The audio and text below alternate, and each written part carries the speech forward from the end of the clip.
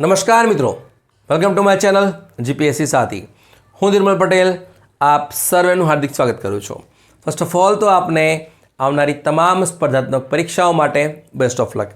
ખાસ કરીને CC mains, STI, PSI, constable અને જેટલી પણ એક્ઝામ્સ આવે છે એના માટે આ વિડીયોઝમાં આપણે ચર્ચા કરવાની છે સપ્ટેમ્બર મહિનાના મહત્વપૂર્ણ કરંટ અફેર્સની, જેના અંતર્ગત આપણે વાત કરીશું appointment, award, rank, books, conference, dispute, defence અને કલ્ચરની। આ પાર્ટ 1 વિડીયો છે। આના પછી આવશે બીજો પાર્ટ, જેમાં આપણે ચર્ચા કરીશું space technologies, science and tech, sports, ministry અને કંઈ બાકી રહેશે એની વાત કરીશું। સ્લોટ વાઇઝ વિડીયોઝ બનાવવાનું કારણ એટલું જ છે કે આપ જૂના પેપર કોઈ પણ જોઈ લો એક્ઝામ્સના, તો એમાં જે કરંટ અફેર્સના ક્વેશ્ચન આવતા હોય છે એ મેક્સિમમ આટલા સ્લોટ્સમાંથી જ અથવા તો આટલા ટોપિક્સમાંથી જ આવતા હોય છે।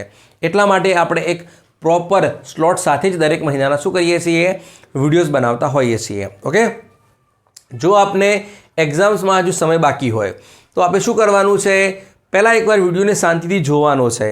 વિડીયોઝના વચ્ચે આપણે બીજી કોઈ જ વાત નહીં કરીએ, જેટલું એક્ઝામ્સ માટે કન્ટેન્ટ જરૂરી છે, ઇન્ફોર્મેશન જરૂરી છે એની જ ચર્ચા કરીશું। બીજી કોઈ જ આલતુ ફાલતુ વાત નથી કરવાની। ઓકે, તો પહેલાં વિડીયો તમારે શાંતિથી જોવાનો છે, બીજી વાર એ વિડીયો જોઈને તમારે નોટ્સ બનાવી લેવાની છે, એટલે કે લખી લેવાનું છે। લખવાનું તમને એટલા માટે કહું છું કે જો આપે એકવાર પ્રોપર નોટ્સ સાથે લખેલું હશે અને જ્યારે આપ એક્ઝામ દેવા જશો અને ક્વિક રિવિઝન કરવાનું હોય તો આપે પ્રોપર નોટ્સ સાથે લખેલું હોય તો આપને ઓછા સમયની અંદર વધુ તમે રિવિઝન કરી શકો છો। સપોઝ માની લો કે એક્ઝામ નજીકમાં છે તો વિડીયોઝ તમારે શું કરવાનો છે, ખાલી એકવાર જોઈ લેવાનો છે। એટલે કે તમને એમ લાગે કે 6 મહિનાનું પૂછાય છે, 6 મહિનાનું જોઈ લો, 3 મહિનાનું કરવું છે, 3 મહિનાનું જોઈ લો। ઓકે, ડિપેન્ડ ઓન યુ છે, બરાબર। ચલો, અને હા, જો વિડીયોઝ આપને પસંદ આવે તો આપના મિત્રો સાથે શેર કરજો જે સ્પર્ધાત્મક પરીક્ષાની તૈયારી કરી રહ્યા છે। ચેનલને સબસ્ક્રાઈબ ના કરી હોય તો કરી દેજો, નોટિફિકેશન બેલ પણ તમારે ઓન કરી દેવાનો છે જેથી તમને નેક્સ્ટ વિડીયોની નોટિફિકેશન મળી જાય અને આપનો જે પ્રત્યુત્તર છે અથવા કંઈ પણ ક્વેશ્ચન છે કમેન્ટ કરી શકો છો, બરાબર છે। હું એનો તમને રિપ્લાય આપી દઈશ, બરાબર છે। ચલો, વિડીયોઝની આપણે શરૂઆત કરીએ। યુટ્યુબની અંદર બાય ડિફોલ્ટ છે એ 240 પિક્સેલ છે, જેથી આપને બોર્ડ પર લખેલું છે એ ક્લિયર નહીં દેખાય, તો આપને એક રિક્વેસ્ટ છે 720 પિક્સેલ કરી દેજો તો આપને ક્લિયર દેખાઈ જશે, બરાબર છે। ચલો, હવે વધારે સમય નથી બગાડતા, વિડીયોઝની શરૂઆત કરીએ।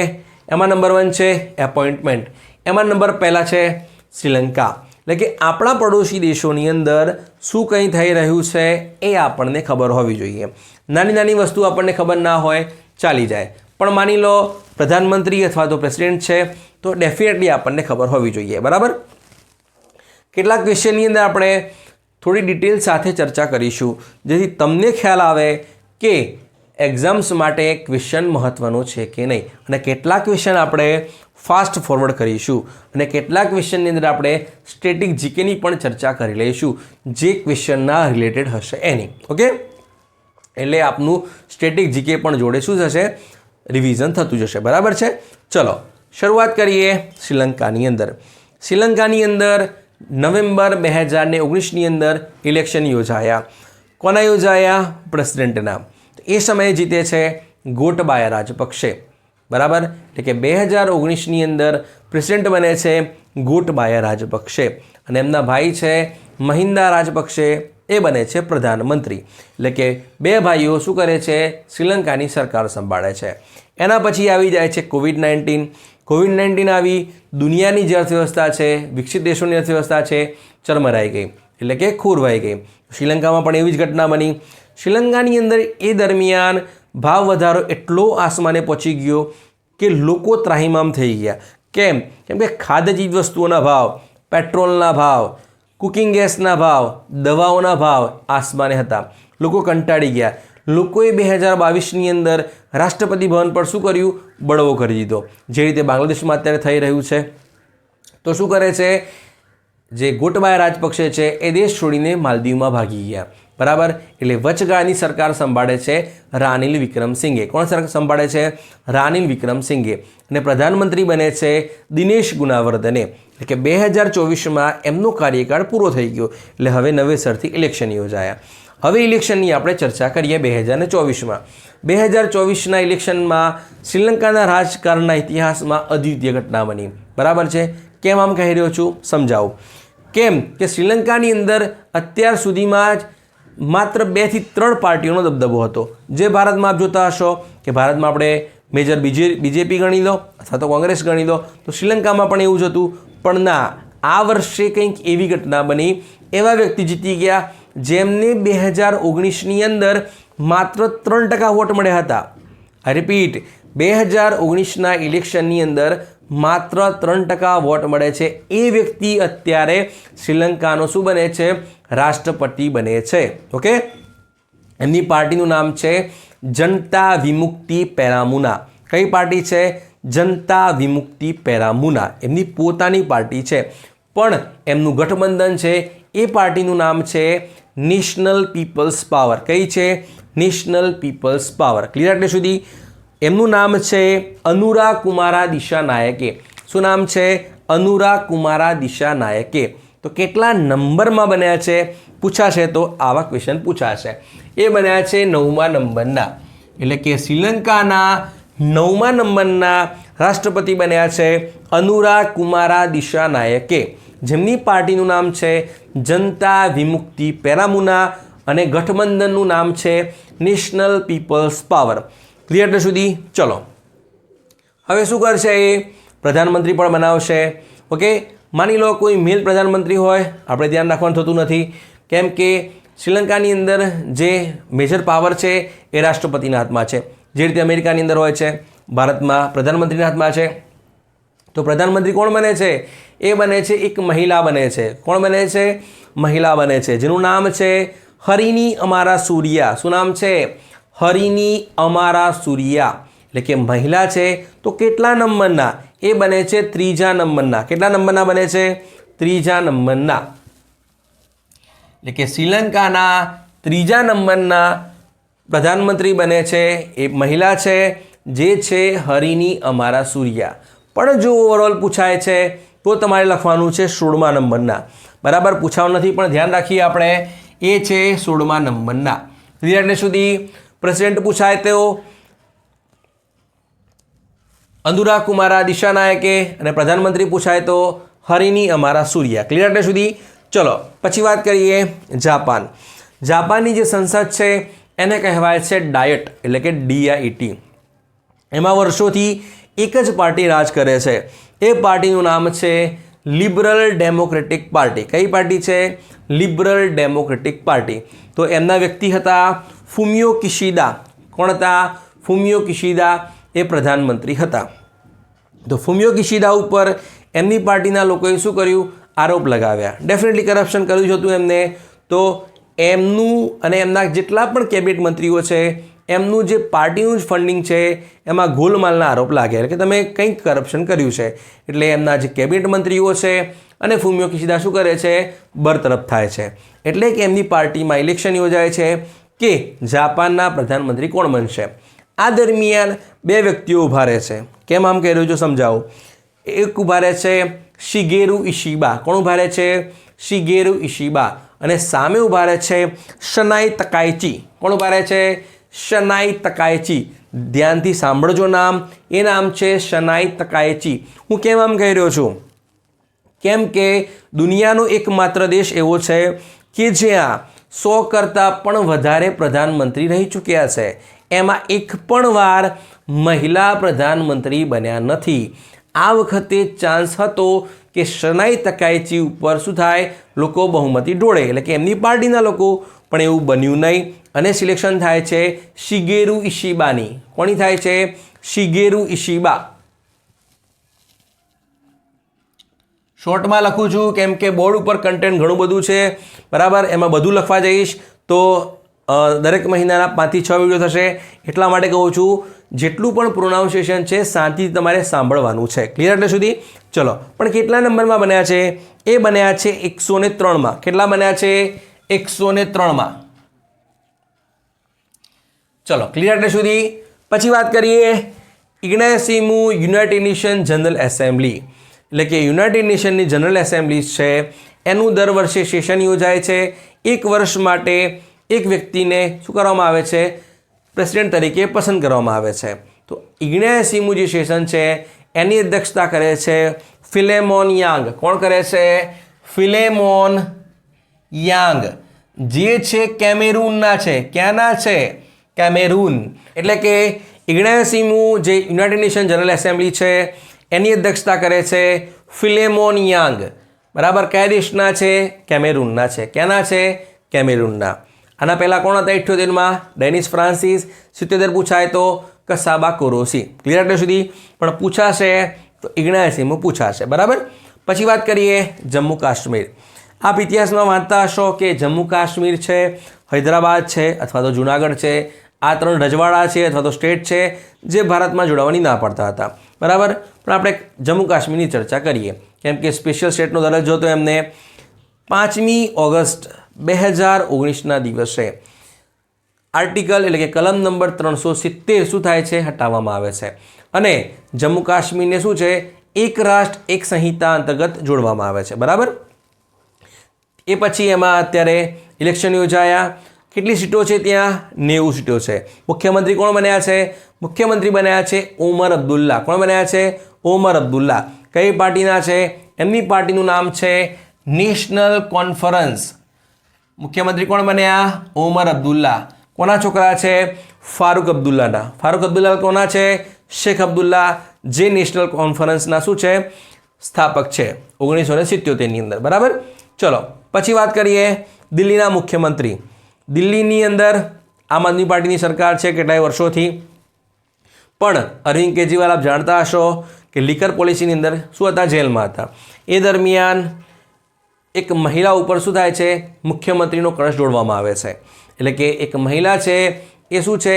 દિલ્હીની મુખ્યમંત્રી બને છે. એનું નામ છે આતિશી. શું નામ છે? આતિશી. કંટ્રોવર્સી આપ જોતા હશો, પણ આપણે એક્ઝામ્સ માટે જરૂરી છે એની ચર્ચા કરીશું. કેટલા નંબરના બને છે? એ બને છે ઓવરઓલ પૂછાય તો 16માં છે. કેટલા છે? જો 16માં નથી, 8માં છે. જો તમને પૂછાય કે ઓવરઓલ મુખ્યમંત્રી કેટલામાં છે તો તમે એક લખશો 8મા નંબરના. પણ એક મહિલા તરીકે મુખ્યમંત્રી કેટલા નંબરના છે તો તમે લખશો 3જા નંબરના. કેટલા નંબરના? 3જા નંબરના. આના પહેલાં હતા સુષ્મા સ્વરાજ અને શીલા દીક્ષિત, જે આપ જાણતા હશો. બરાબર? પછી વાત કરીએ એર ચીફ, એટલે કે આપણી જે ત્રણેય સેના છે એના જે ચીફ છે એ અવારનવાર બદલાઈ જાય છે. એ એક્ઝામ્સમાં ડેફિનેટલી આવતા હોય છે. આપણને 3 ખબર હોવી જોઈએ. બરાબર? નિમણૂક હમણાં એર ચીફની થઈ છે. તો આર્મીના કયા છે? આર્મીના છે જનરલ ઉપેન્દ્ર દ્વિવેદી. ઓકે. નેવીના કોણ છે? એડમિરલ દિનેશ કુમાર ત્રિપાઠી. ઘણા સમય પહેલાં થઈ છે, 2-3 મહિના પહેલાં, પણ હમણાં નિમણૂક થઈ છે એર ચીફ માર્શલ. કોણ બન્યા છે? એ બન્યા છે અમરપ્રીત સિંઘ. કોણ બન્યા છે? અમરપ્રીત સિંઘ. પણ કેટલા નંબરના? એ બને છે 28મા નંબરના. ક્લિયર એટલે સુધી? ચલો, પછી વાત કરીએ ઇન્ડિયન કોસ્ટ ગાર્ડ. ચલો, એટલે કે આપણું જે તટીય રેખા છે અથવા તો આપણી જે ટેરિટોરિયલ વોટર બોડીઝ છે અથવા તો આપણો જે એક્સક્લુઝિવ ઇકોનોમિક ઝોન છે, કેટલા સુધી? 200 નોટિકલ માઇલ અથવા તો 370 કિલોમીટર. આમાં જે દેખરેખ કરવાનું કામ છે, રેસ્ક્યુનું કામ છે, સર્ચનું કામ છે અથવા તો મેરીટાઈમ લો એન્ફોર્સમેન્ટનું કામ કરશે આ એજન્સી, જેનું નામ છે ઇન્ડિયન કોસ્ટ ગાર્ડ. એના ડીજી પહેલાં હતા રાકેશ પાલ. કોણ હતા? રાકેશ પાલ, જેમનું નિધન થયું. એટલે હમણાં નવા બન્યા છે એ બન્યા છે એસ પરમેશ શિવામણી. કોણ બન્યા છે? એસ પરમેશ શિવામણી. કેટલા નંબરના બન્યા છે? એ બન્યા છે 26મા નંબરના. કેટલા નંબરના બન્યા છે? 26મા નંબરના. ઓકે. ચલો, ઇન્ડિયન કોસ્ટ ગાર્ડનું જે હેડક્વાર્ટર છે એ દિલ્હીમાં છે. કયા મંત્રાલય અંતર્ગત આવશે? એ આવશે મિનિસ્ટ્રી ઓફ ડિફેન્સ અંતર્ગત. ઓકે, એનું કોઈ ધ્યેય વાક્ય છે? યસ, એ છે વયમ રક્ષામહ. શું છે? વયમ રક્ષામહ. ઓકે, ચલો પછી વાત કરીએ national security guard, national crime record bureau અને નાર્કોટિક્સ કંટ્રોલ બ્યુરો. આ જે ત્રણેય છે એ આવે છે મિનિસ્ટ્રી ઓફ હોમ અફેર્સ અંતર્ગત, ના કી રક્ષા મંત્રાલય. ઓકે, એટલે કે ઇન્ડિયન કોસ્ટ ગાર્ડ છે એ આવે છે રક્ષા મંત્રાલય અંતર્ગત. ઓકે, એમાં નંબર 1 વાત કરીએ નેશનલ સિક્યુરિટી ગાર્ડ, જેને આપ બ્લેક કેટ્સ પણ કહી શકો છો. ઓકે, એના ડીજી બને છે બી શ્રીનિવાસન. કોણ બને છે? બી શ્રીનિવાસન. એટલે કે ભારતની અંદર ટેરરિઝમને કાઉન્ટર કરવા માટે અથવા તો જે રાજ્યોની અંદર ઇન્ટરનલ ડિસ્ટર્બન્સ હોય એના ઉપર કામ કરવા માટેની એક આ એજન્સી છે, જેને કહેવાય છે નેશનલ સિક્યુરિટી ગાર્ડ. ઓકે, એનું ધ્યેય વાક્ય ખરું? યસ, સર્વત્ર સર્વોત્તમ સુરક્ષા. કયું છે? સર્વત્ર સર્વોત્તમ સુરક્ષા. એટલે કે નેશનલ સિક્યુરિટી ગાર્ડના ડીજી બન્યા છે બી શ્રીનિવાસન. ઓકે, ચલો પછી વાત કરીએ નેશનલ ક્રાઇમ રેકોર્ડ બ્યુરો. ભારતની અંદર જેટલા પણ ક્રાઇમ થઈ રહ્યા છે એનો ડેટા કલેક્ટ કરવાનો છે અને એનું એનાલિસિસ કરવાનું છે. બરાબર, આપ રિપોર્ટ પણ જોતા હશો અલગ અલગ. એના બન્યા છે આલોક રંજન. કોણ બન્યા છે? Alok Ranjan.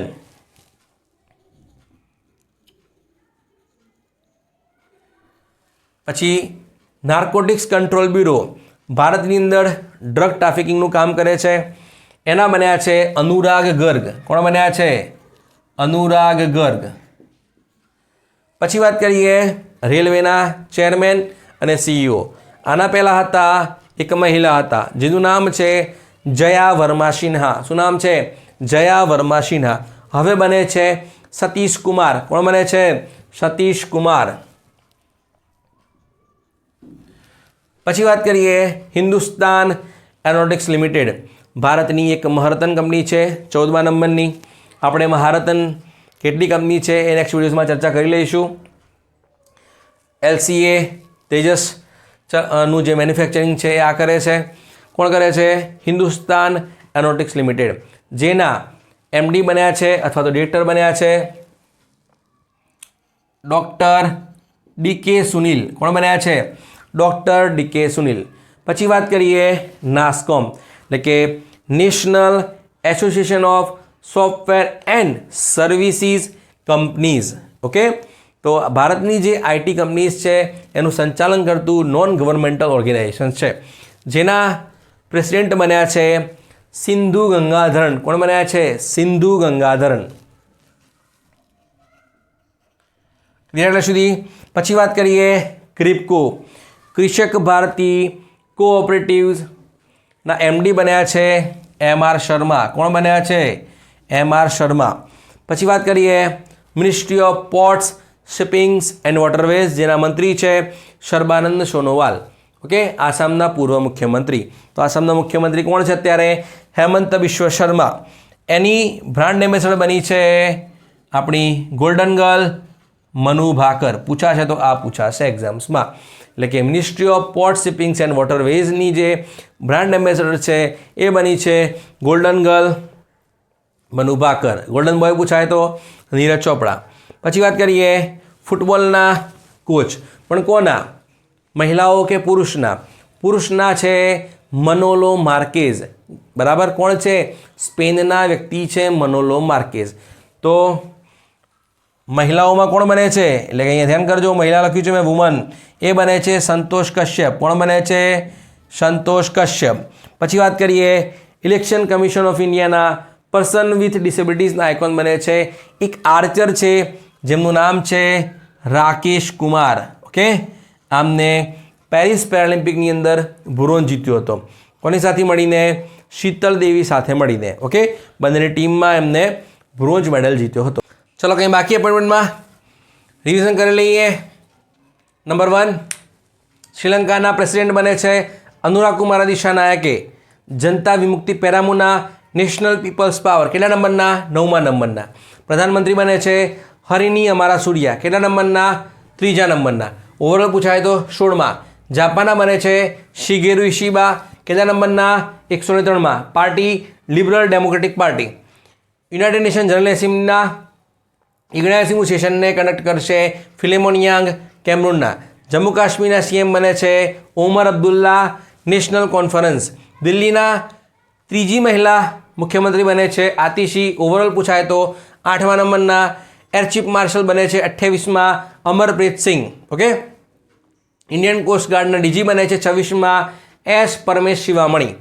National security guard B Srinivasan. National crime record bureau Alok Ranjan. Narcotics control bureau Anurag Garg. રેલવેના ચેરમેન બને છે સતીશ કુમાર. HAL હિન્દુસ્તાન એરોનોટિક્સ લિમિટેડના CMD બને છે ડૉક્ટર DK સુનિલ. નાસ્કોમના પ્રેસિડેન્ટ બને છે સિંધુ ગંગાધરન. ક્રિપ્કોના MD બને છે MR Sharma. Ministry of ports shippings and વોટરવેઝની એમ્બેસેડર બને છે ગોલ્ડન ગર્લ મનુ ભાકર. અને ફૂટબોલ વુમન્સના કોચ બને છે સંતોષ કશ્યપ. મેન્સ પૂછાય તો મનોલો માર્કેઝ જે સ્પેનના છે. અને ઇલેક્શન કમિશન ઓફ ઇન્ડિયાના પર્સન વિથ ડિસેબિલિટીઝના આઇકોન બને છે રાકેશ કુમાર જે આર્ચર છે, જેમને પેરિસ પેરાલિમ્પિક્સની અંદર શીતલ દેવી સાથે મળીને શું જીત્યું હતું? બ્રોન્ઝ જીત્યો હતો. ક્લિયર એટલે સુધી? ઓકે, ચલો હવે વાત કરીએ એવોર્ડની. એમાં નંબર 1 છે રેમન મેગ્સેસે એવોર્ડ. આપ નોબલ જાણતા હશો, બરાબર? તો એશિયાની અંદર કોઈ નોબલ પ્રાઇઝ ખરું? યસ. એટલે કે જે રેમન મેગ્સેસે પ્રાઇઝ છે એને એશિયાનો નોબલ ગણવામાં આવે છે. તો કયો દેશ તરફથી આપવામાં આવે છે? એ દેશ આપે છે ફિલિપાઇન્સ. કોણ આપે છે? ફિલિપાઇન્સ. એટલે કે ફિલિપાઇન્સની સરકાર દ્વારા રેમન મેગ્સેસે એવોર્ડ આપવામાં આવે છે એમના 7મા રાષ્ટ્રપતિની યાદની અંદર, જેમનું હેલિકોપ્ટર દુર્ઘટનામાં શું થયું હતું? નિધન થયું હતું. બરાબર છે? એવા લોકોને આપવામાં આવે કે જેમને કોઈ પણ જાતિ, ધર્મ અથવા તો રેસિઝમના ભેદભાવ વગર લોકોની શું કરી હોય? નિસ્વાર્થપણે સેવા કરી હોય. એવા લોકોને આપવામાં આવે છે. બરાબર? ઘણા બધા લોકોને આપ્યો છે. આ વર્ષે કોઈ ભારતીય નથી એટલા માટે આપણે નામ ઇન્ક્લુડ નથી કર્યું. પણ તમારે ધ્યાન રાખવાનું છે, એશિયાનો નોબલ પૂછાય તો એ છે રેમન મેગ્સેસે, જે આપે છે ફિલિપાઇન્સની સરકાર છે એ આપે છે. બરાબર? પછી વાત કરીએ નેશનલ ફ્લોરેન્સ નાઇટિંગેલ એવોર્ડ. તમને પૂછાય કે તાજેતરમાં રાષ્ટ્રપતિ દ્વારા અપાયેલ નેશનલ ફ્લોરેન્સ નાઇટિંગેલ એવોર્ડ એ કયા ક્ષેત્રમાં આપવામાં આવે છે? તો એ આપવામાં આવે છે નર્સિસ પ્રોફેશનલમાં. એટલે કે ભારતના હેલ્થકેર ક્ષેત્રમાં કામ કરતી તમામ નર્સો કે જે અદ્વિતીય સેવા કરે છે, બરાબર, એક્સ્ટ્રાઓર્ડિનરી સેવા કરે છે, એમને આપવામાં આવે છે નેશનલ ફ્લોરેન્સ નાઇટિંગેલ એવોર્ડ. ઓકે. એ પણ ઘણી બધી મહિલાઓને મળ્યું છે એટલે ધ્યાન નથી રાખવાનું, પણ ફિલ્ડ તમારે ધ્યાન રાખવાનું છે કે નર્સિસ પ્રોફેશનલની અંદર આપવામાં આવે છે. બરાબર? પછી વાત કરીએ ગ્રીન બિલ્ડિંગ ટેગ. એટલે કે ભારતની અંદર જે છે ઇન્ડિયન ગ્રીન બિલ્ડિંગ કાઉન્સિલ છે, એ ભારતની અલગ અલગ જે ઇન્સ્ટિટ્યૂટ છે અથવા તો જે બિલ્ડિંગો છે એ ગ્રીન કેટલી છે, એટલે કે એના અંદર જે ગ્રીન એનર્જી કેવી છે, એના અંદર જે વોટર પ્લસ છે કે નહીં, પ્લાસ્ટિક ફ્રી ઝોન છે કે નહીં, એના અલગ અલગ ક્રાઇટેરિયા છે. માપદંડ પર એ બિલ્ડિંગને શું આપે છે? સર્ટિફિકેટ આપે છે. કયું સર્ટિફિકેટ આપે છે? ગ્રીન બિલ્ડિંગ ટેગ આપે છે. હવે ગુજરાતમાં આપ્યું છે, પણ ગુજરાતમાં આપ્યું છે એ પણ યુનિવર્સિટીને આપ્યું છે. એટલે કે 105 યુનિવર્સિટીમાં પ્રથમ યુનિવર્સિટી છે આ. એટલે કે ગુજરાતની યંગેસ્ટ યુનિવર્સિટી છે, જેને કહેવાય છે શ્રી ગોવિંદ ગુરુ યુનિવર્સિટી. પૂછાશે આ તમને. એટલે કે તાજેતરમાં ભારતની કઈ પ્રથમ યુનિવર્સિટી છે જેને ગ્રીન બિલ્ડિંગ ટેગ મળ્યું છે? એ છે શ્રી ગોવિંદ ગુરુ યુનિવર્સિટી, જે ક્યાં છે? પંચમહાલની અંદર ગોધરામાં છે. ઓકે. પેરામીટરમાં તમને કીધું કે આનું જે કેમ્પસ શું છે એ ઝીરો એમિશન છે, ઝીરો ડિસ્ચાર્જ છે, પ્લાસ્ટિક ફ્રી ઝોન છે, અને બીજું શું છે? વોટર પ્લસ યુનિવર્સિટી છે. અને બીજા અલગ માપદંડ પણ હોઈ શકે છે. તમારે ખાલી આટલા ધ્યાન રાખવાના છે. બરાબર? ઓકે. ચલો પછી વાત કરીએ 97મો ઓસ્કાર. માર્ચ 2025ની અંદર એનાયત થશે, પણ ભારત તરફથી કોઈ ઓફિશિયલ એન્ટ્રી છે? યસ, એ છે લાપતા લેડીઝ. કઈ છે? લાપતા લેડીઝ. ડિરેક્ટર કોણ છે? કિરણ રાવ. પ્રોડક્શન કોણ કરે છે? આમિર ખાન. ઓકે, બીજી પણ છે જેની આપણે નેક્સ્ટ વિડીયોઝમાં ચર્ચા કરીશું, એક સાથે કરી લઈશું, બરાબર. પછી વાત કરીએ રેન્કની. એમાં નંબર 1 છે ફૂડ સેફ્ટી ઇન્ડેક્સ 2024, 23 અને 24. કેટલા નંબરનો છે? આ છે 6થા નંબરનો છે. કેટલા નંબરનો છે? 6થા નંબરનો. એટલે કે કોણ આપે છે? 2019થી શરૂઆત કરી હતી સ્ટેટ ફૂડ સેફ્ટી ઇન્ડેક્સ આપવાની. કોણ આપે છે?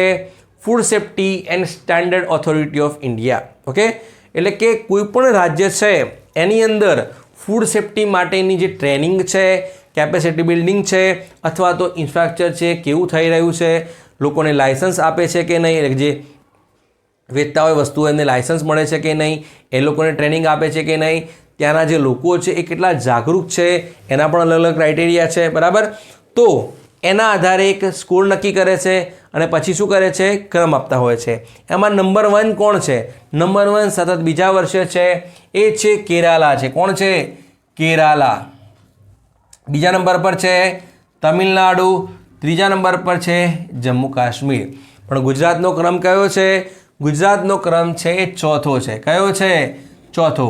એટલે કે food safety and standard authority of India 2023-24 જે આપે છે food safety and standard authority of India, એમાં જે ગુજરાતનો ક્રમ છે એ ચોથા નંબરનો છે. ક્લિયર એટલે સુધી?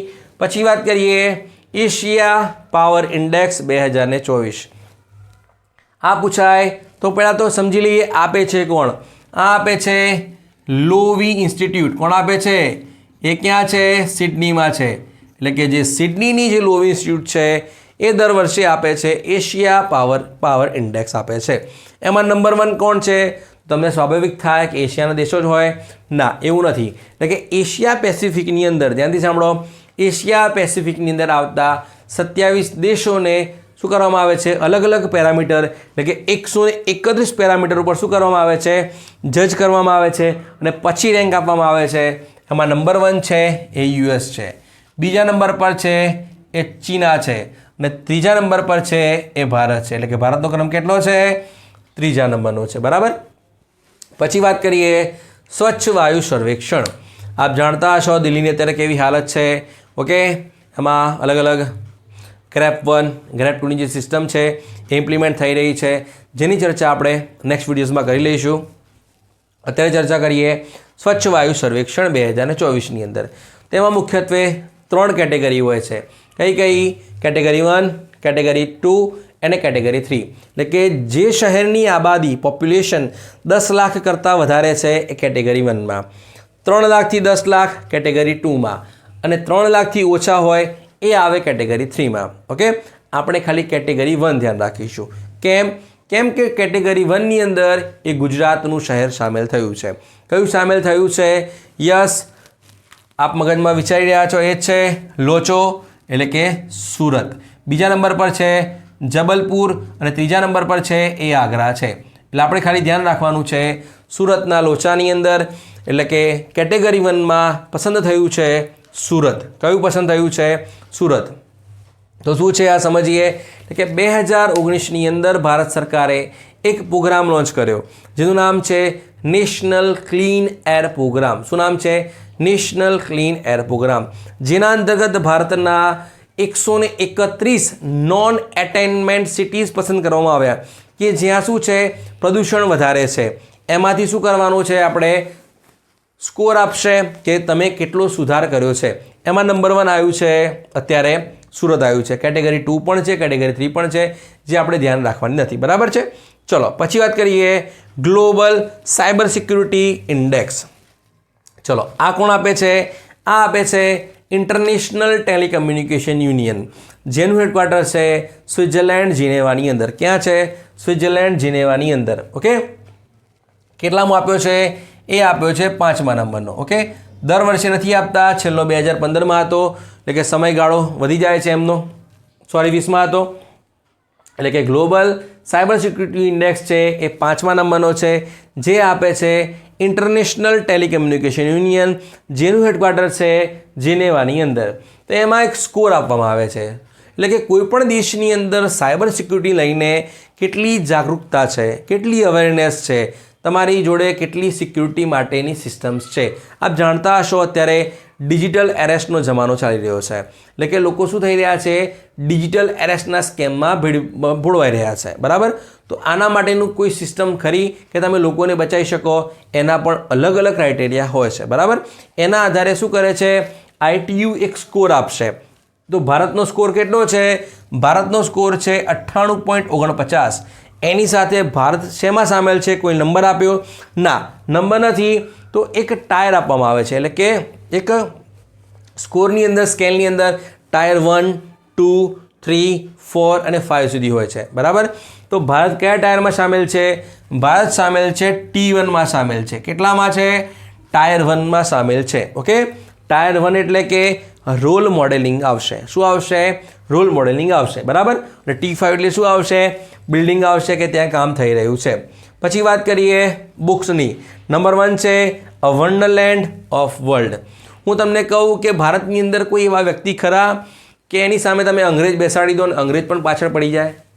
ઓકે, કઈ તુલનામાં? ઇંગ્લિશની તુલનામાં. એટલે કે આ વ્યક્તિ એવા છે જેમની પાસે ઇંગ્લિશનું જે નોલેજ છે એ અઢળક છે. કોઈ સ્પીકર છે? ના, સ્પીકર નથી. ઓકે, તો આ કોણ છે? આ એ છે કેરળથી MP છે શશી થરૂર. કોણ છે? શશી થરૂર. એમને આ બુક્સની અંદર ઇંગ્લિશના એવા વર્ડ્સ લખ્યા છે, એની સમજૂતી આપી છે કે જે ભારતની અંદર તો ઠીક છે, ફોરેનરને પણ બોલવામાં શું થાય છે? દુવિધા થાય. બરાબર, એટલે કે અ વન્ડરલેન્ડ ઓફ વર્ડ્સ આપે છે, લખે છે, એ લખે છે શશી થરૂર લખે છે. બરાબર, પછી વાત કરીએ મોદિયાલોગ. શું નામ છે? મોદિયાલોગ. આપ જાણતા હશો કે નરેન્દ્ર મોદીજી છે આપણા પ્રધાનમંત્રી, એ દર મહિને મન કી બાત કરે છે. તો આ મન કી બાત અંતર્ગત એ શું કરે છે? દેશના નાગરિકોને અલગ અલગ વાર્તાઓ કહે છે, અલગ અલગ જે એક્ઝામ્પલ આપશે લોકોના કે આ જગ્યાએ આ લોકો શું કરી રહ્યા છે, કંઈક એવી અદ્વિતીય વસ્તુ થઈ રહ્યા છે, એમનો ઉલ્લેખ કરશે. તો આમાંના જે કેટલાક અંશો છે એ આમાં એડ કરવામાં આવ્યા છે, એટલે કે મોદિયાલોગમાં. બરાબર, હવે આ કોણ કરે છે? હવે આમ તો આ નામ પહેલી વાર હું તમને આપીશ, તમે નહીં સાંભળ્યું હોય, પણ એ વ્યક્તિ એવી વસ્તુ જોડે જોડાયેલા છે એટલા માટે ઇમ્પોર્ટન્ટ થઈ જાય છે. બરાબર, કેમ આમ કહી રહ્યો છું? તો આપે સાંભળ્યું હશે કે ક્વેકરેલી સિમોન્સ યુનિવર્સિટી રેન્કિંગ આપે છે. બરાબર, જે UK બેઝ છે, એના એક્ઝિક્યુટિવ ડિરેક્ટર છે એ લખે છે આ બુક. કોણ લખે છે? ક્વેકરેલી સિમોન્સ યુનિવર્સિટી રેન્કિંગ્સ છે, એના એક્ઝિક્યુટિવ છે ડૉક્ટર અશ્વિન ફર્નાન્ડીઝ. કોણ લખે છે? ડૉક્ટર અશ્વિન ફર્નાન્ડીઝ. એટલે કે મોદીજીના જે મન કી બાતના જે અંશો છે એ આ બુકમાં લેવામાં આવ્યા છે. બરાબર, એટલા માટે મહત્વપૂર્ણ છે. એટલે કે મોડિયાલોગ છે એ લખે છે ડૉક્ટર અશ્વિન ફર્નાન્ડીઝ અને વન્ડરલેન્ડ ઓફ વર્લ્ડ લખે છે શશી થરૂર. ક્લિયર એટલે સુધી? ચલો પછી વાત કરીએ કોન્ફરન્સ. એમાં નંબર 1 છે ક્વાડ. હવે તમે અહીંયા ડેફિનેટલી કન્ફ્યુઝ થશો. કેમ? એડિશનને લઈને કન્ફ્યુઝ થશો. ચલો હું તમને કન્ફ્યુઝન દૂર કરી દઉં. એક્ઝામમાં પૂછાવાનું નથી પણ આપણને ખબર હોવી જોઈએ. બરાબર છે? ચલો 2021ની અંદર ધ્યાનથી સાંભળો. 2021ની અંદર ક્વાડ સમિટના 2 એડિશન યોજાયા.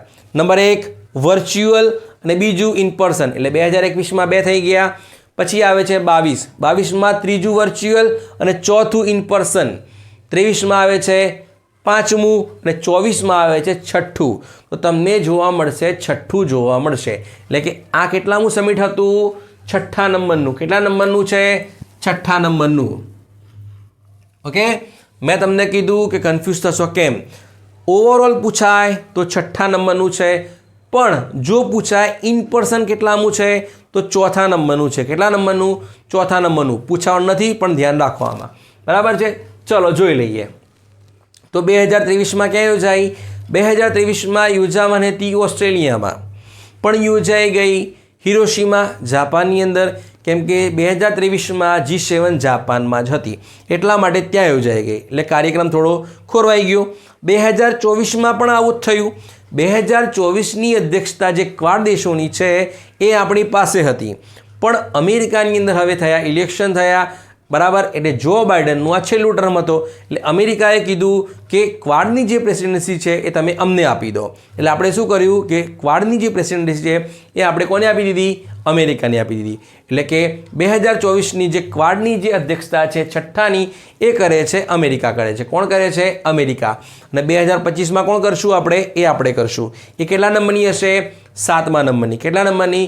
7મા નંબરની. ઇન પર્સન પૂછાય તો એ છે 5મા નંબરની. ક્લિયર એટલે સુધી? ચલો, હવે અહીંયા એક ડિક્લેરેશન અપનાવવામાં આવ્યું. ઓકે, જેને કહેવાય છે વિલ્મિંગ્ટન ડિક્લેરેશન. ઓકે, તો આપને પૂછાઈ શકે છે કે તાજેતરમાં કયા ગ્રુપના દેશો દ્વારા વિલ્મિંગ્ટન ડિક્લેરેશન અપનાવવામાં આવ્યું છે? ઓકે, અને તમે નીચે ઓપ્શનમાં હોય SCO લખી દીધું હોય, બ્રિક્સ લખી હોય, ક્વાડ લખ્યું હોય અથવા G7 લખ્યું હોય તો તમે શું કરશો? તમે ટિક કરશો, ક્વાડ ટિક કરશો. ઓકે, થોડું ડીપલી પણ કરીને જવું પડશે કેમ કે એક્ઝામ્સમાં કંઈ નક્કી નહીં. ક્વાડ સમિટ ક્યાં યોજાય તો બધાને ખબર હોય, પણ એ જે જગ્યાએ યોજાઈ ત્યાં એક ડિક્લેરેશન અપનાવવામાં આવ્યું જેને કહેવાય છે વિલ્મિંગ્ટન ડિક્લેરેશન. એટલે કે અમેરિકાના ડેલાવેર ખાતે યોજાય છે એટલા માટેનું નામ છે વિલ્મિંગ્ટન ડિક્લેરેશન. ઓકે, ક્લિયર એટલે સુધી? ચલો, તો ક્વાડ એટલે શું? એટલે કે ક્વાડ્રિલેટરલ સિક્યુરિટી ડાયલોગ્સ, જે 4 દેશોનો સમૂહ છે. કયા કયા છે? ભારત, અમેરિકા, ઓસ્ટ્રેલિયા અને જાપાન. ક્લિયર એટલે સુધી? ચલો, પછી વાત કરીએ સમિટ ઓફ ધ ફ્યુચર. આ વર્ષે એવું કંઈક થયું કે મોદીજીએ યુનાઇટેડ નેશન જનરલ એસેમ્બલી છે, રેગ્યુલર શું હોય છે? મોદીજી યુનાઇટેડ નેશન્સનું જે સત્ર હોય એમાં પોતાનું વક્તવ્ય આપતા હોય છે, ભાષણ આપતા હોય છે, પણ આ વર્ષે નહોતું આપ્યું. આ વર્ષે આપ્યું આપણા વિદેશ મંત્રી ડૉક્ટર S જયશંકરે આપ્યું. બરાબર છે. એટલે મોદીજીએ સમિટ ઓફ ધ ફ્યુચરની અંદર શું કર્યું? એમનું પોતાનું ભાષણ આપ્યું. બરાબર છે. ઓકે, એ ક્યાં યોજાય છે? એ યોજાય છે ન્યુયોર્કની અંદર. ક્યાં યોજાય છે? ન્યુયોર્કની અંદર. ઓકે, યુનાઇટેડ નેશનના હેડક્વાર્ટરની અંદર. ઓકે, ચલો, પછી વાત કરીએ થર્ડ ઇન્ડસ એક્ટ શું છે? શું આ કોઈ એક્સરસાઇઝ છે? ઇન્ડસ એક્ટ ના, આ છે એ છે India US defence association ecosystem છે. એટલે કે એક બેઠક થાય છે ડિફેન્સમાં કોઓપરેશન માટેની. ક્યાં યોજાઈ? એ યોજાય છે સ્ટેનફોર્ડ યુનિવર્સિટી. ક્યાં યોજાય છે? સ્ટેનફોર્ડ યુનિવર્સિટીઝની અંદર, અમેરિકામાં. બરાબર છે. પછી વાત કરીએ ઇન્ટરનેશનલ ગ્રીન હાઇડ્રોજન સમિટ. કેટલા નંબરની છે? 2જા નંબરની. કોણ કરે છે આ આયોજન? Ministry of new and renewable energy, જેના મંત્રી છે પ્રહલાદ જોશી. ક્યાં કરે છે? ન્યૂ દિલ્હીની અંદર અથવા દિલ્હીની અંદર. ચલો, પછી વાત કરીએ fourth renewable energy investors meet and expo. I repeat, ચોથી renewable energy investors meet and expo, જેનું આયોજન થાય છે ગાંધીનગરની અંદર. ક્યાં થાય છે? ગાંધીનગરની અંદર. મોદીજી પણ હાજર હતા એટલા માટે ઇમ્પોર્ટન્ટ છે. એમાં પાર્ટનર કન્ટ્રી, ફોકસ કન્ટ્રી કરવાનાથી ઘણા બધા હતા. ચલો, તો આની સાઇડલાઇનની અંદર આઈ repeat, fourth renewable energy investment અથવા ઇન્વેસ્ટર્સ મીટ એન્ડ એક્સપો, એની સાઇડલાઇનમાં એક ચોથી, આઈ રિપીટ, ચોથી ગ્રીન એનર્જી સમિટ પણ યોજાઈ હતી. એ ક્યાં યોજાઈ? ગાંધીનગરમાં. કેમ ક્લેરિફિકેશન કરું છું? જો તમને પૂછાય કે ઇન્ટરનેશનલ ગ્રીન હાઇડ્રોજન સમિટ પૂછાય તો તમે લખશો ન્યૂ દિલ્હી. પણ પૂછાય છે કે ચોથી ગ્રીન એનર્જી સમિટ ક્યાં યોજાઈ? તો એ આવશે ગાંધીનગરની અંદર. ક્લિયર એટલે સુધી? તો આની થીમ શું હતી? તો આપ જાણતા હશો કે મોદીજીએ પંચરત્ન એક્શન એજન્ડા આપેલો છે. ઓકે, તો એમાં શું કરવાનું છે? ભારતને 2070 સુધી શું કરવાનું છે? નેટ ઝીરો કરવાનું છે. અને આપણે કેટલી એનર્જી હાંસિલ કરવાની છે? Renewable 500 gigawatt. બરાબર. ક્યાં સુધી? 2030 સુધીમાં. એટલે કે આની જે થીમ છે એ છે મિશન 500 ગીગાવોટ. શું છે? Mission 500 gigawatt. એક્ઝામમાં નક્કી નહીં, કંઈ પણ પૂછાઈ જાય. પછી વાત કરીએ world telecommunication standardize assembly. World telecommunication standardize એસેમ્બલીના ઇતિહાસની અંદર પ્રથમવાર ભારતમાં આયોજન થાય છે. કોણ કરે છે? આનું આયોજન થાય છે ITU દ્વારા, એટલે કે ઇન્ટરનેશનલ ટેલિકમ્યુનિકેશન યુનિયન દ્વારા. તો શું છે આની અંદર? એટલે કે અત્યારે જે ટેકનોલોજી ઇમર્જિંગ થઈ રહી છે એ ચાહે આર્ટિફિશિયલ ઇન્ટેલિજન્સ હોય કે બ્લોકચેન હોય કે પછી બિગ ડેટા હોય કે ડેટા સાયન્સ હોય, તો આની અંદર આપણે શું કરવા પડશે? એક સ્ટાન્ડર્ડ નક્કી કરવા પડશે. ઓકે, કેમ કે એઆઈનો જમાનો છે, તો એઆઈના પણ શું હોવા જોઈએ? એક માપદંડ હોવા જોઈએ. તો એના પર દુનિયાના જે લોકો છે એ ભેગા થયા હતા, જેને પણ સંબોધન કોને કર્યું હતું? મોદીજીએ કર્યું હતું. ઇમ્પોર્ટન્ટ છે. એનું આયોજન થાય છે ભારત મંડપમ એટલે કે ન્યૂ દિલ્હી ખાતે. ક્યાં થયું હતું? ન્યૂ દિલ્હી ખાતે. ક્લિયર એટલે સુધી? ચલો, આઈટીનો હેડક્વાર્ટર ક્યાં છે? જેનેવાની અંદર. પછી વાત કરીએ સેમિકોન ઇન્ડિયા, જેનું આયોજન થાય છે, ચલો ક્લુ આપી દઉં, ઘણો સમય થઈ ગયો ક્લુ નથી આપ્યું. ચલો, આ એવી જગ્યા છે કે જ્યાં ભારતનું સૌથી મોટું એરપોર્ટ બની રહ્યું છે. એની આઈડિયાઝ. બીજો ક્લુ આપું તમને કે મોટો જીપીનું પણ આયોજન શું છે? અહીંયા જ થવાનું છે. આઈડિયા આવ્યો? ચલો, આ જગ્યા છે એ છે ગ્રેટર નોઈડા. ક્યાં છે? ગ્રેટર નોઈડા. ગાંધીનગર નથી, ગ્રેટર નોઈડા એટલે કે યુપીની અંદર થશે. અથવા થઈ ગયું છે. પછી વાત કરીએ 44મી ઓલિમ્પિક કાઉન્સિલ ઓફ એશિયાની જનરલ એસેમ્બલી. ધ્યાન રાખજો, 25 વર્ષ પછી ભારતમાં થાય છે ઓલિમ્પિક કાઉન્સિલ ઓફ એશિયાની જનરલ એસેમ્બલીની સમિટ. ક્યાં યોજાઈ? ભારતમાં જ યોજાઈ. પણ આ ભારતમાં યોજાઈ એમાં એવી કંઈ ઘટના બની ગઈ, ઓકે, જેટલા માટે એ ખાસ બની ગઈ. કેમ ખાસ બની ગઈ? તો ઓલિમ્પિક કાઉન્સિલ ઓફ એશિયાની જે મિટિંગ યોજાઈ એમાં ઓલિમ્પિક કાઉન્સિલ ઓફ એશિયાના પ્રેસિડેન્ટને નક્કી કરવામાં આવ્યા, અધ્યક્ષને નક્કી કરવામાં આવ્યા. એ બને છે રાજા રણધીર સિંહ. કોણ બને છે? રાજા રણધીર સિંહ. એટલે કે પ્રથમ ભારતીય વ્યક્તિ કે જેમની નિમણૂક ઓલિમ્પિક કાઉન્સિલ ઓફ એશિયામાં થઈ છે એ બને છે રાજા રણધીર સિંહ. કોણ બને છે? રાજા રણધીર સિંહ. ઓકે, આને તમે રણધીર જયસ્વાલ સાથે કન્ફ્યુઝ ના કરતા, જે આપણા વિદેશ સ્પોક પર્સન છે. ચલો, પછી વાત કરીએ થર્ડ વર્લ્ડ ફૂડ ઇન્ડિયા, જેનું આયોજન કરે છે ministry of food processing industry, જેના મંત્રી છે ચિરાગ પાસવાન. કોણ છે? ચિરાગ પાસવાન, જેમની પાર્ટીનું નામ છે લોક જનશક્તિ પાર્ટી. મોદી સાહેબના ખૂબ જ ફેન છે. બરાબર. હવે આનું આયોજન થાય છે ન્યૂ દિલ્હીમાં. ક્યાં થાય છે? ન્યૂ દિલ્હીમાં. તો આમાં પાર્ટનર કન્ટ્રી કોણ છે અને ફોકસ કન્ટ્રી કોણ છે?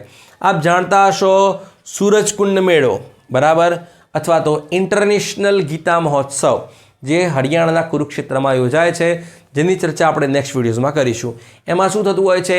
એક પાર્ટનર કન્ટ્રી હોય છે, અથવા તો થીમ કન્ટ્રી હોય છે, અથવા તો એક ફોકસ કન્ટ્રી હોય છે, જે ઇન્ટરનેશનલ ફિલ્મ ફેસ્ટિવલ ઓફ ઇન્ડિયામાં પણ છે, જેની આપણે ચર્ચા નેક્સ્ટ વિડીયોઝમાં કરી લઈશું.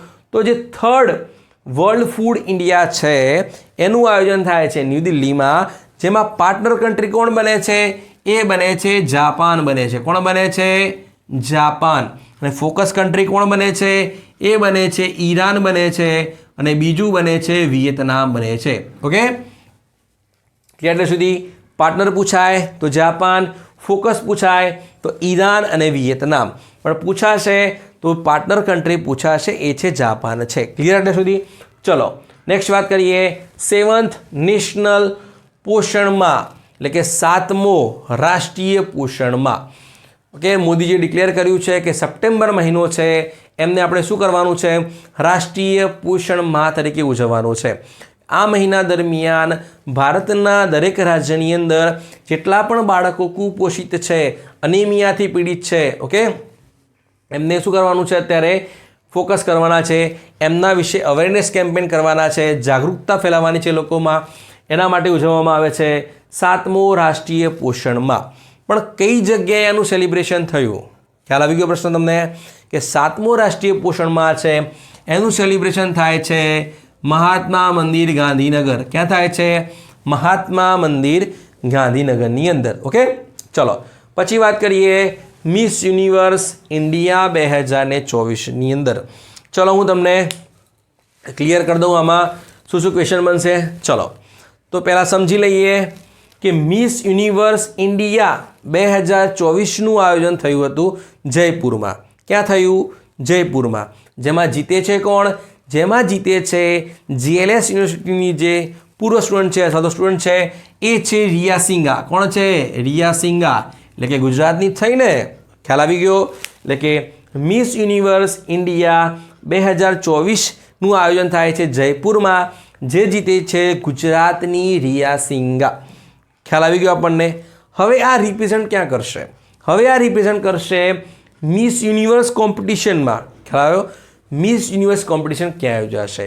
એ યોજાશે મેક્સિકોમાં. ક્યાં યોજાશે? મેક્સિકોમાં. બરાબર છે. ઇન શોર્ટ યોજાઈ ગઈ તો ત્યાં કોણ જીતી? એ મહિલા તમને ડેફિનેટલી એક્ઝામ્સમાં જોવા મળશે. એ જીતે છે ડેનમાર્કની વિક્ટોરિયા કઝાયર. શું નામ છે? ડેનમાર્કની વિક્ટોરિયા કઝાયર, જે પ્રથમવાર ડેનમાર્કની કોઈ મહિલા હોય અને મિસ યુનિવર્સ બને છે. ક્લિયર એટલે સુધી? જેને તાજ કોણ પહેરાવે છે? સેનિસ પલાસિયોસ, જે નિકારાગુઆની હતી, જે ગયા વર્ષે બની હતી. ક્લિયર એટલે સુધી? ચલો પછી વાત કરી લઈએ મિસ વર્લ્ડ. ઓકે, તો મિસ ઇન્ડિયાનું આયોજન થાય છે મુંબઈની અંદર અને જીતે છે મિસ ઇન્ડિયા વર્લ્ડ, અથવા તો મિસ ઇન્ડિયા કહી દો તમે, મિસ વર્લ્ડ ઇન્ડિયા કહી દો.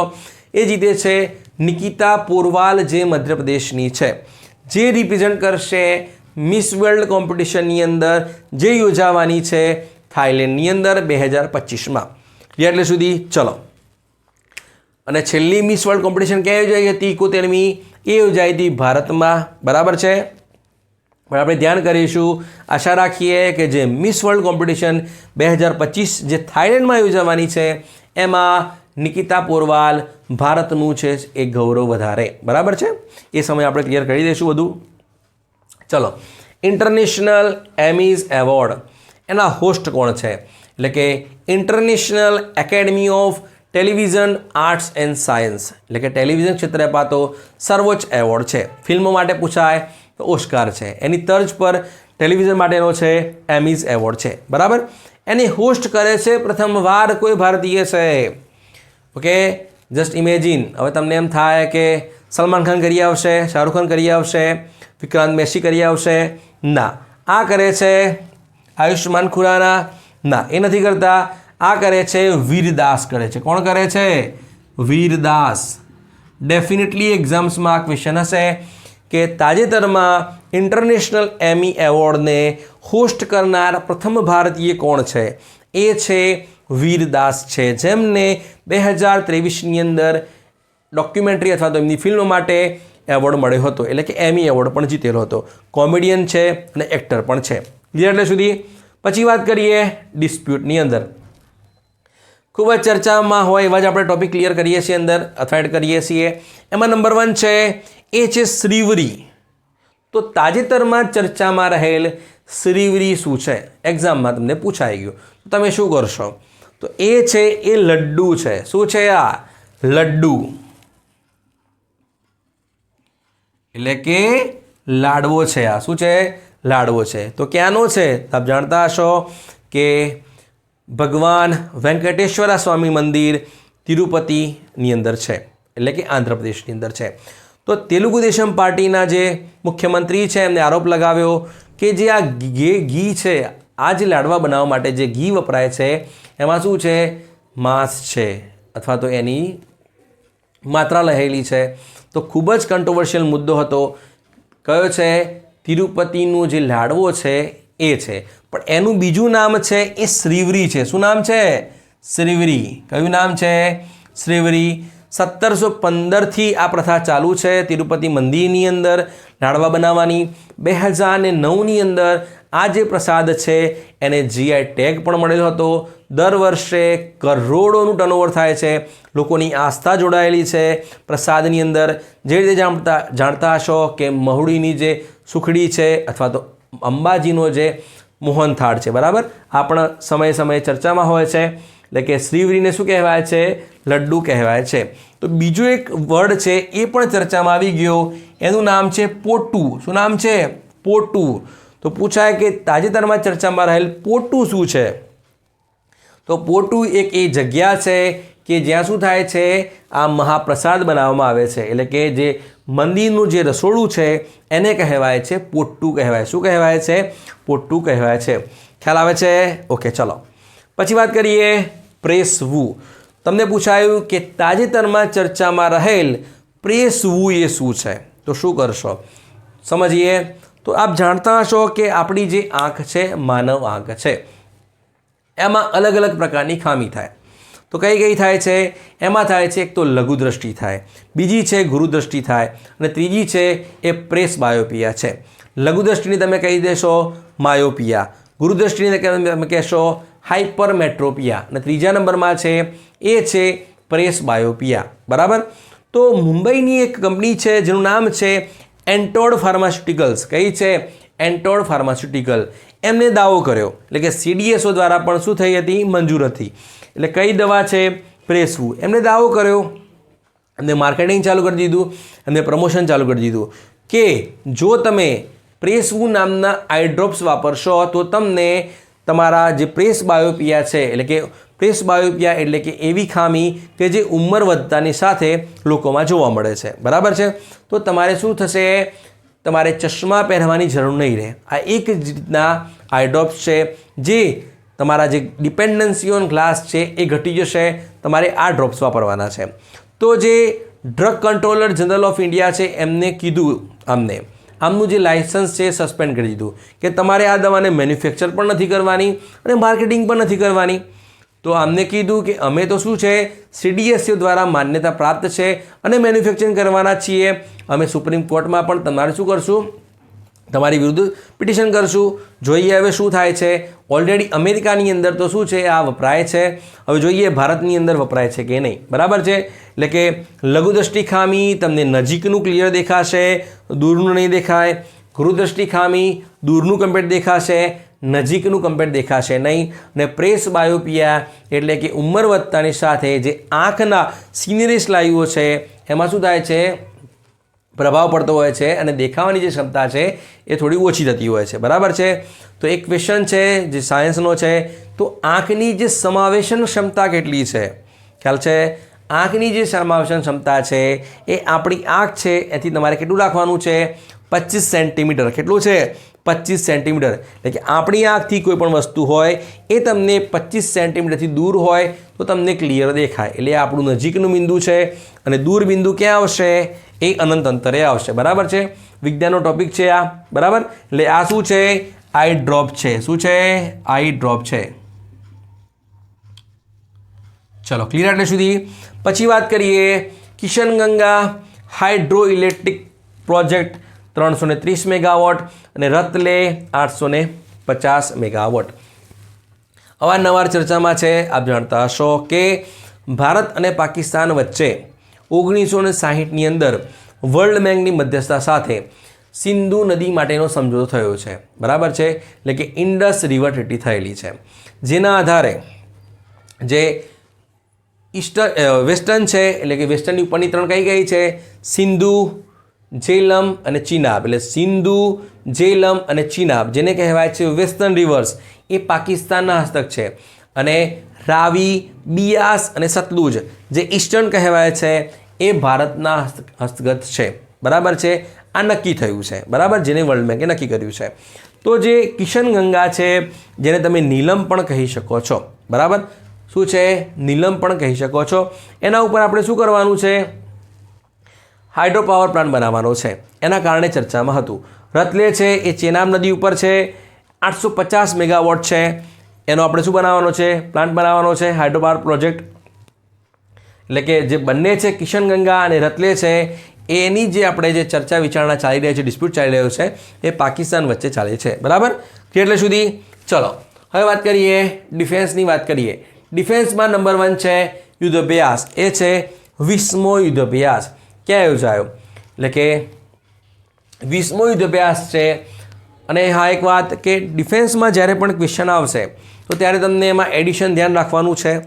જો 1-2 મહિના થઈ ગયા છે એક્ઝામ્સમાં તો એડિશન નહીં પૂછાય. તો પૂછાશે તમને કયા દેશો વચ્ચે થાય છે એ, અને એનું લોકેશન પૂછાશે. બરાબર છે. તો યુદ્ધ અભ્યાસ થાય છે ભારત અને અમેરિકા વચ્ચે. ક્યાં યોજાયો? મહાજન ફિલ્ડ ફાઇટિંગ રેન્જ રાજસ્થાનની અંદર. ઓકે. પછી વાત કરીએ 5મું અલ-નજા.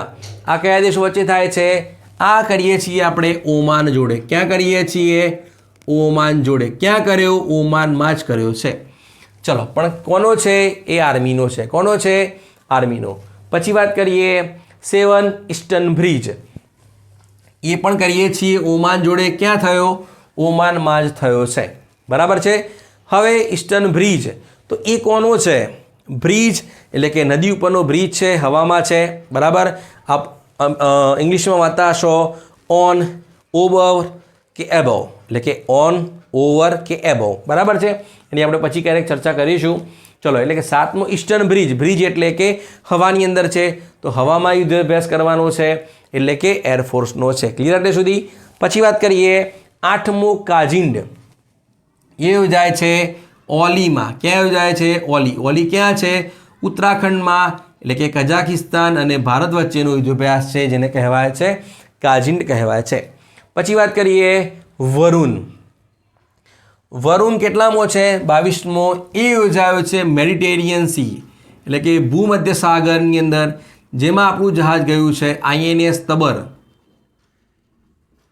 કયું જહાજ ગયું છે? INS તબર. કયા દેશો વચ્ચેનો છે? ભારત અને ફ્રાન્સ વચ્ચે યોજાય છે વરુણ, જે યોજાયો છે મેડિટેરિયન સીની અંદર. INS તબર આપણું જે જહાજ છે એ ગયું છે. ક્લિયર એટલે સુધી? ચલો, હવે વાત કરીએ ગ્રેટ ઓશન 2024. આપ જાણતા હશો કે દુનિયાની અંદર અત્યારે કોલ્ડ વોર ચાલે છે. અમેરિકા છે, રશિયા છે, ચાઇના છે. બરાબર. તો જે ગ્રેટ ઓશન છે એ કયા દેશ દ્વારા આયોજન થાય છે? એનું આયોજન કરે છે રશિયા. કોણ કરે છે? રશિયા.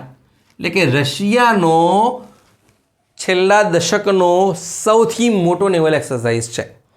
ઓકે, જેમાં ઇન્વાઇટ કર્યું હતું ભાઈએ ચાઇનાને. એટલે ચીના લોકો તો જવાના છે એમાં ડેફિનેટલી. બરાબર છે. ક્યાં યોજાયો? આર્ટિક ઓશન. લોકેશન નહીં પૂછાય પણ ધ્યાન રાખો. આર્ટિક ઓશન, બાલ્ટિક ઓશન, કાસ્પિયન સાગર, પેસિફિક ઓશન, મેડિટેરિયન ઓશન. બરાબર છે. ચલો, પછી વાત કરીએ નોર્ધન યુનાઇટેડ, જેનું આયોજન કરે છે ચીના. કોણ કરે છે? ચીના. દોસ્તી નિભાવવી પડે. રશિયાએ બોલાયા ગ્રેટ ઓશનમાં, તો નોર્ધન યુનાઇટેડમાં કોણ બોલાવશે? એરફોર્સ અને નેવીનો હતો. ચીના બોલાવશે. કોને? રશિયાને બોલાવશે. બરાબર છે. ચલો, પછી વાત કરીએ ઉલ્ચી ફ્રીડમ. હવે અમેરિકા છે એ દુનિયાની મહાસત્તા છે, એમાં કોઈ ડાઉટ નથી. તો અમેરિકા શું કરે છે? દુનિયાની અંદર એવા દેશોને મદદ કરે કે થર્ડ પાર્ટી એમને ધમકાવતી હોય. એમાંનો એક દેશ છે સાઉથ કોરિયા. સાઉથ કોરિયાને શું કરે છે? નોર્થ કોરિયા વાતે વાતે ધમકાવી દે. બરાબર છે. તો એના બેકગ્રાઉન્ડમાં કોણ ઊભું રહે છે? અમેરિકા. જે રીતે તાઇવાનના બેકગ્રાઉન્ડમાં પણ છે અને ઇઝરાયલના બેકગ્રાઉન્ડમાં પણ છે, જે આપ જાણતા હશો. તો ઉલ્ચી ફ્રીડમ છે એ થાય છે અમેરિકા અને સાઉથ કોરિયા વચ્ચે. કોના માટે? કિમ જોંગ ઉન, નોર્થ કોરિયાનો જે તાનાશાહ છે એ. બરાબર, ખ્યાલ આવે છે? પછી વાત કરીએ વાસોંગફો એ શું છે? તાજેતરમાં ચર્ચામાં રહેલ વાસોંગફો શું છે? ઓકે, તો એ છે એ બેલેસ્ટિક મિસાઇલ છે. તો કયા દેશ દ્વારા પરીક્ષણ કરવામાં આવ્યું છે? એ કરવામાં આવ્યું છે નોર્થ કોરિયા દ્વારા. કોના દ્વારા? નોર્થ કોરિયા દ્વારા, એટલે કે કિમ જોંગ ઉન દ્વારા. બરાબર. પછી વાત કરીએ અભેદ. તાજેતરમાં ચર્ચામાં રહેલ અભેદ એ શું છે? એ છે એ લાઇટ વેટ જેકેટ છે. પણ પ્રશ્ન છે એ કોને બનાવ્યું છે? એની ડિઝાઇન બનાવી છે DRDO અને એક IIT દ્વારા. ચલો, ક્લુ આપી દો તમને. આ એ જ IIT છે જેનું જે કેમ્પસ છે એ તંજાનિયામાં ઓપન થયું છે. ઓકે, શું IIT મદ્રાસ? ના. આનું જે કેમ્પસ ઓપન થયું છે એ આબુધાબીમાં થયું છે. ક્લિયરલી આવી ગયો? એ છે DRDO અને IIT દિલ્હી. કઈ છે? IIT દિલ્હી. શું બનાવ્યું એમને? અભેદ, એટલે કે આપણી જે સેના છે એમના માટે એક જેકેટ બનાવ્યું છે જે લાઇટ વેટ છે. ઓકે, ચલો, પછી વાત કરીએ માલપે અને મુલ્કી. તાજેતરમાં ચર્ચામાં રહેલ માલપે અને મુલ્કી શું છે? એ છે એન્ટી સબમરીન વોરફેર શેલો વોટરક્રાફ્ટ છે. માહે ક્લાસના છે, જે બનાવે છે કોચિન શિપયાર્ડ. કોણ બનાવે છે? કોચિન શિપયાર્ડ દ્વારા બનાવવામાં આવ્યું છે. બરાબર છે. ચોથું અને પાંચમું છે. પછી વાત કરીએ મોહના સિંહ. ક્વેશ્ચન પૂછાશે તાજેતરમાં ભારતની કઈ પ્રથમ મહિલા દ્વારા LCA તેજસને શું કરવામાં આવ્યું છે? ઉડાડવામાં આવ્યું છે અથવા તો ચલાવવામાં આવ્યું છે. તો એમનું નામ છે મોહના સિંહ છે. એટલે કે ભારતની જે પ્રથમ મહિલા ફાઇટર હોય એ છે મોહના સિંહ. એમની નિયુક્તિ અથવા તો એમનું જે લોકેશન છે એ છે નલિયા એરબેઝ ખાતે ચલાવે છે. શું ચલાવે છે? LCA તેજસ, જેનું નિર્માણ કોણ કરે છે? Hindustan aeronautics limited. બરાબર, જેનું નામ કોણે આપ્યું છે? આપણા પૂર્વ વડાપ્રધાન અટલ બિહારી વાજપેયી દ્વારા. બરાબર છે, આ ક્વેશ્ચન એક્ઝામ્સમાં હતો. બરાબર, ઓપ્શનમાં બીજા નામ પણ મળશે તમને, અવની ચતુર્વેદી અને ભાવના કાંત. એટલે કે આ જે ત્રણેય જે ગ્રુપની મહિલાઓ છે, અવની ચતુર્વેદી, ભાવના કાંત અને મોહના સિંહ છે, એ ત્રણેય ગ્રુપમાં શું બન્યા છે? ફાઇટર પાયલોટ બન્યા છે. પણ સિલેક્શન કોનું થયું છે? મોહના સિંહનું થયું છે. શું ચલાવવા માટે? LCA તેજસ ચલાવવા માટે. તો પેલા બે શું ચલાવે છે? એ ચલાવે છે સુખોઈ 30 MKI, એટલે કે અવની ચતુર્વેદી અને ભાવના કાંત ચલાવે છે. બરાબર, ચલો પછી વાત કરી લઈએ કલ્ચરની. થોડું છે, નાનું છે. એમાં નંબર 1 છે ગોટમાર ફેસ્ટિવલ. તો આપ જાણતા હશો કે ગોળ ગધેડો મેળો, બરાબર, જે આપણે ગુજરાતમાં યોજાય છે દાહોદની અંદર. શું થાય છે? તો ગોળની પોટલી લગાવી દેવાની છે. તો શું થશે? આજુબાજુમાં મહિલાઓ રાસ રમશે અથવા તો નૃત્ય કરશે. તો એક પુરુષ જશે ત્યાં, ઘણા બધા પુરુષો જશે ત્યાં, અને ગોળની પોટલી શું કરવાની છે? લઈ લેવાની છે. એ દરમિયાન મહિલાઓ શું કરશે? દંડાથી મારશે બધાને. તો આ એક લોકવાયકા છે કે ભૂતકાળની અંદર આવી એક પ્રથા હતી કે જે પુરુષ, ધ્યાનથી સાંભળો, જે પુરુષ એ ગોળની જે પોટલી છે એ લઈ લેશે માર ખાઈને પણ ઉપરથી, તો એને શું કરવામાં આવશે? એ પોતાની મનપસંદ સ્ત્રી સાથે શું કરી શકશે? વિવાહ કરી શકે છે. બરાબર છે, આવી લોકવાયકા હતી જે આપ જોરાવર્ષી જાદવમાં વાંચશો. બરાબર, ચલો. તો એવો જ એક આ ગોટમાર ફેસ્ટિવલ છે, તો એ ચર્ચામાં હતો. કેમ છે? તો આ કયા રાજ્યનો છે? શું ગુજરાતનો છે? ના, ગુજરાતનો નથી. આ છે મધ્યપ્રદેશનો છે. પહેલાં જવાબ જોઈ લો. આ છે મધ્યપ્રદેશનો છે. એટલે કે ગોટમાર ફેસ્ટિવલ છે એ મધ્યપ્રદેશનો છે. તો ચર્ચામાં કેમ હતો? ચર્ચામાં એટલા માટે હતો કે મધ્યપ્રદેશની અંદર બે ગામ છે. એક છે પંધુરના, જે 13 ડિસ્ટ્રિક્ટ છે, અને બીજું છે સવારગાંવ. એટલે કે પંધુરના અને સવારગાંવ છે એના વચ્ચે એક નદી ફ્લો કરે છે, એનું નામ છે જામ રિવર. એટલે કે જામ રિવરની આજુબાજુના જે ગામના લોકો છે, પંધુરના અને સવારગાંવના લોકો, એ નદીની વચ્ચે એક શું કરે છે? ટ્રી ઉપર શું લગાવી દે છે? ધજા લગાવી દે અથવા તો ધ્વજ લગાવી દે. તો શું કરશે? હવે બંને ગામના લોકો છે એમાંથી માણસો ત્યાં ઉપર શું કરશે? ધજા લેવા જાય. જેને ધજા લઈ લીધી એ શું થશે? વિનર સાબિત થશે. હવે આ દરમિયાન ધ્યાનથી સાંભળો, આ દરમિયાન જે બંને ગામના લોકો છે એ શું કરશે? સ્ટોન પેલ્ટિંગ કરશે. એટલે કે એક લોકોને પથ્થર મારશે. જસ્ટ ઇમેજિન, ભારતની અંદર આવી કેટલીય ગેમો છે, જેમ કે જલીકટ્ટુ છે, મતલબ કે આપણા રૂવાટા ખડા કરી દે એવી ગેમો છે, મતલબ કે મોતનો સવાલ છે. તો લોકો પથ્થર નાખે છે. પથ્થર નાખે તો ભાગી પણ જાય, ડેફિનેટલી છે. તો આ દરમિયાન 300 લોકો શું થયા? ઇન્જર્ડ થયા છે. ક્યાં? મધ્યપ્રદેશની અંદર. કે એ લોકો શું કરશે? ધજા લેવા જશે, લોકો પથ્થર મારશે, એના કારણે 300 લોકો ગંભીર વિચાર થયા છે. એમાં 9 તો શું હતા? સિરિયસ હતા. જસ્ટ ઇમેજિન દેટ કેવી રમતો છે ભારતની. ચલો હવે વાત કરીએ બાળો જાત્રા. હવે તમે સાંભળ્યું હશે કે માની લો કે આપણા જે ફંડામેન્ટલ રાઇટ્સ છે, તો આપણે માની લો આપણા રાઇટ્સ ક્યાંય છીનવાઈ ગયા તો આપણે ક્યાં જઈ શકીએ છીએ? સર્વોચ્ચ અદાલતમાં જઈ શકીએ છીએ. પણ આ બધું શું છે? લોકો સામે આપણે કેસ કરીએ છીએ અથવા તો સરકાર સામે કેસ કરીએ છીએ કે ભાઈ અમારા ફંડામેન્ટલ રાઇટ્સ છે, એનું નુકસાન થયું છે, આપણે સર્વોચ્ચ અદાલતમાં ગયા. ચલો, આ તો વેલિડ છે ભારતની અંદર અથવા દુનિયામાં બધું આવું ચાલતું હોય છે. પણ તમે ક્યારેય એ વસ્તુ સાંભળી કે માની લો કે તમે ભગવાનને પ્રાર્થના કરી કે ભગવાન મારે આ જોઈએ છે, અને ભગવાને તમને તથાસ્તુ ના કીધું? આવું બનતું હોય કે તથાસ્તુ ના કીધું, તમારી જે ડિમાન્ડ છે અથવા તમારી જે અરજી છે, પ્રાર્થના છે, એ ફૂલફિલ ના થઈ. હવે તમે ભગવાન સામે કેસ કરશો. આવું સાંભળ્યું તમે ક્યારેય? હવે માની લો કે ભગવાન સામે કેસ કરવાનો છે. ભગવાનને શું કરવાના છે? નીચે લાવવાના છે, એમના ઉપર કેસ કરવાનો છે, અને એમને સજા પણ આપવાની છે. આ રીતે એક પ્રથા ચાલે છે ભાડો જાત્રાની અંદર. તો ભાડો જાત્રા ક્યાં યોજાય છે? ભાડો જાત્રા યોજાય છે બસ્તરની અંદર. બસ્તર ક્યાં છે? છત્તીસગઢની અંદર. છત્તીસગઢના બસ્તરની અંદર એક જાત્રા યોજાય છે જેને કહેવાય છે ભાડો જાત્રા. જેના અંદર લોકો શું કરે છે?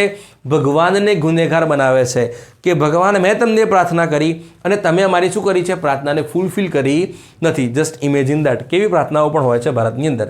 પછી વાત કરીએ જીતિયા ફેસ્ટિવલ. તો આ કયા રાજ્યનો છે? શું રાજ્યનો છે? ના, આ છે એ નેપાળનો છે. ક્યાંનો છે? નેપાળનો. એટલે કે નેપાળની જે ઇન્ડિજિનસ કમ્યુનિટીઝ છે, ટ્રાઇબ્સ છે, એના દ્વારા મનાવવામાં આવે છે. હજારો વર્ષોથી પ્રથા છે આ જીતિયા ફેસ્ટિવલની. એનું ઉદ્ઘાટન નેપાળના પ્રેસિડેન્ટે કર્યું છે, રામચંદ્ર પોડેલ. એટલા માટે મહત્ત્વનો છે. બરાબર છે. તો આ હતું આપણું સપ્ટેમ્બર મહિનાનો પાર્ટ 1.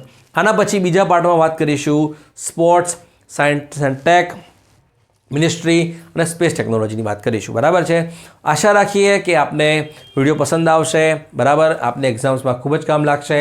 અને એક બીજી વસ્તુ કે હમણાં જ એક ફૂડ સેફ્ટી ઓફિસરની GMCની એક્ઝામ્સ લેવાઈ. એમાં ટોટલ કરંટ અફેર્સના 10 ક્વેશ્ચન હતા. એમાં 7 આપણા વિડીયોઝમાંથી હતા. ઓકે, આપણે જનરલી જે મેઇન્સ એક્ઝામ છે, મુખ્ય એક્ઝામ છે, એને ટાર્ગેટ કરીએ છીએ. જો આપની કોઈ પણ એક્ઝામ્સ હોય, આપના ફિલ્ડની હોય, જો એમાં કરંટ અફેર્સ આવતું હોય તો ડેફિનેટલી આપણે એકવાર વિડીયો જોઈ જ લેવાનો છે અને આપના મિત્રો સાથે જરૂરથી શેર કરવાનો છે. ચેનલને જો સબસ્ક્રાઈબ ના કરી હોય તો વન્સ અગેઇન ચેનલને સબસ્ક્રાઈબ કરી લેજો અને નોટિફિકેશન બેલ પણ ઓન કરજો. બરાબર છે. આપને કન્ટિન્યુઅસ નોટિફિકેશન મળી જશે. તો મળીએ છીએ નવા વિડીયોઝની અંદર. જય હિન્દ, જય ભારત.